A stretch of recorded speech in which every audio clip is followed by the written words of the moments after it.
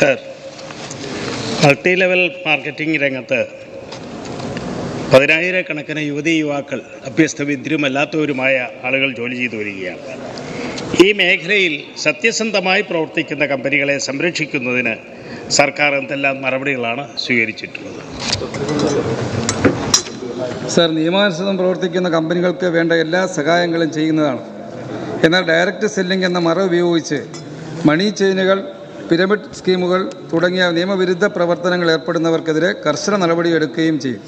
ഇതാണ് സർക്കാരിൻ്റെ നയം. സർ, ഈ മേഖലയിൽ പ്രവർത്തിക്കുന്ന കമ്പനികൾ, വിതരണക്കാർ, ട്രേഡ് യൂണിയനുകൾ എന്നിവരുടെ പ്രതിനിധികളുമായി സർക്കാർ 14/6/2023 തീയതിയിൽ ചർച്ച നടത്തുകയുണ്ടായി. ഓഗസ്റ്റ് 5-ന് വിവിധ വിഷയങ്ങളെ വിദഗ്ധരെ പങ്കെടുപ്പിച്ചുകൊണ്ട് ശില്പശാലയെ സംഘടിപ്പിച്ചു. സർ, അതിൽ ഉരുത്തിരിഞ്ഞു വന്ന നിർദ്ദേശങ്ങൾ ക്രോഡീകരിച്ചുകൊണ്ട് മോണിറ്ററിംഗ് സംവിധാനം കൂടുതൽ ശക്തിപ്പെടുത്തുന്നതിനായി നിലവിലെ മാർഗ്ഗനിർദ്ദേശങ്ങൾ പരിഷ്കരിക്കുന്ന നടപടികൾ സ്വീകരിക്കുന്നു.